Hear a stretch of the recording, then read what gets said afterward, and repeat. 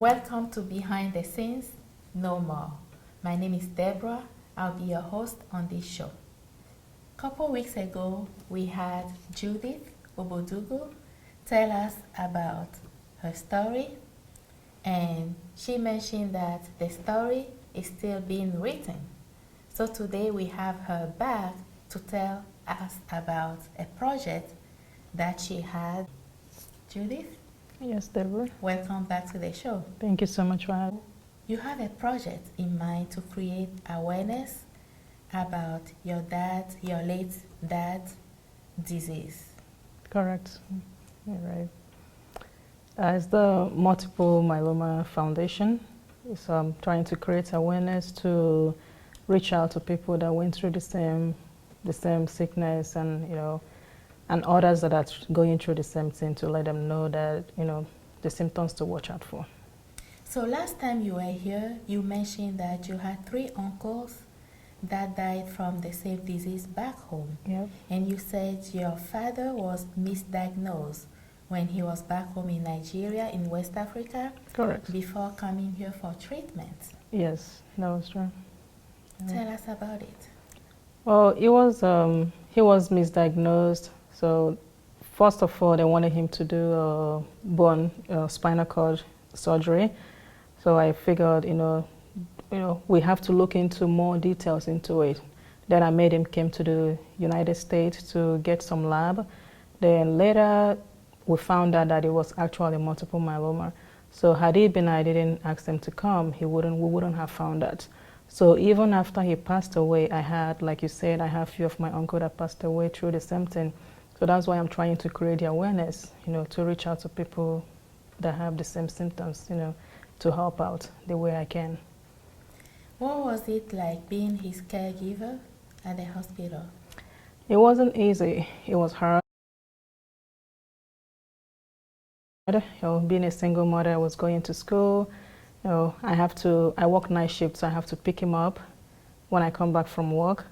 I'll drop my son at school, drop him off at the hospital. I have to wait at the lobby, take a nap while he do his radiation and his chemotherapy. When he's done, then I have to come back home. So it was mainly like an everyday thing for me. Well, it was stressful. I know it is for his, for his best, but it wasn't an easy ride. So it was just every day for me: school, work, hospital, back home. Yeah, it was very tough. Yeah, it was a very tough routine for me. During this time, did you have a chance to discuss with him, talk about it with him? Were you able to identify when he was in pain? Yes, he was, because he's a bone marrow cancer.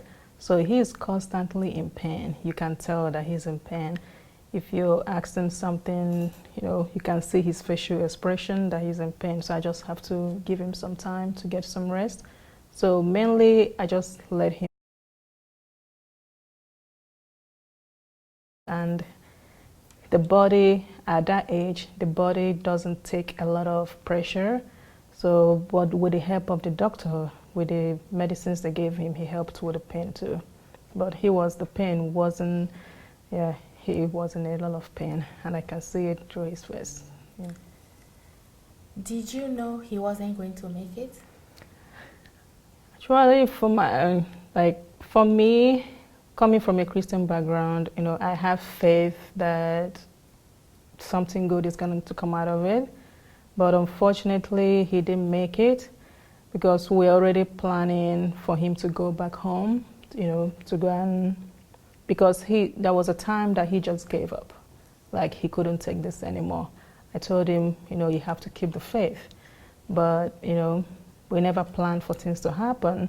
So when he got the chemotherapy, he told the doctor that he wants to go home. I told him, why not finish? He said no, that he wants to go home. Probably himself, he know that, it's time. But for me, I'm still like pushing him that he should, continue. But unfortunately, he didn't make it. But I thank God that I did my best that I can as a daughter to help him and be there for him when he needed me. And obviously you weren't there for your uncles. No, I wasn't there. It was after my dad passed away that my mom called me, and told me that some of my uncles have the same symptoms that my dad was having. So, you can bring everybody to the state to have the same treatment. But I just sent my prayers, my support to them just to make sure that we are here for them. But unfortunately, some of them didn't make it because of as usual, the misdiagnosis. It wasn't a common thing, so people don't know what it was actually is. Yeah. Could it have been prevented? It could. They have a life expectancy for it. It could have been prevented, but it will come a time the bone will wear out. It will come a time that you can bear the pain, but with the right medicine and the right treatment, it can last you for a couple years, but it's for prevention, but it's not to actually cure it. So it can be prevented if the right medications were given at the right time. Okay.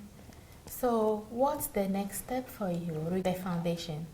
So right now I've already, working on I've already got the name for the foundation, like as you know, the Calistus Multiple Myeloma Foundation. Okay. I'm working on we have the vision statement, which is mainly to spread the news worldwide on the misdiagnosis and mistreatment, to connect with families that have the same, to reach out to them.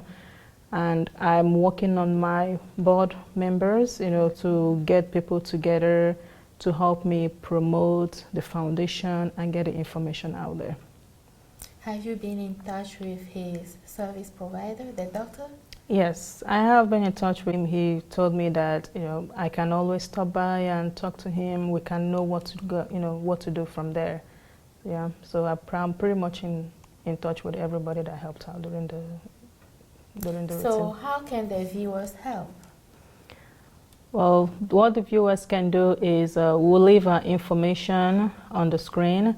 You can go to our website and you can see how to volunteer, how to spread the news and let people reach out to me and know the information that is needed. We will create like a page that you can get information.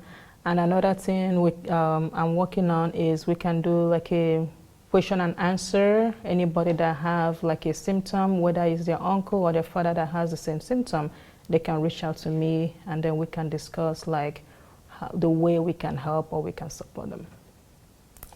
Thank you so much for being here and sharing this with us, the progress. And we will certainly have you back so we can talk about your father, like how he lived his life and what he's leaving behind. Sure. Thank you so much. You're welcome. Thank you. Well, thank you so much for watching. Bye-bye.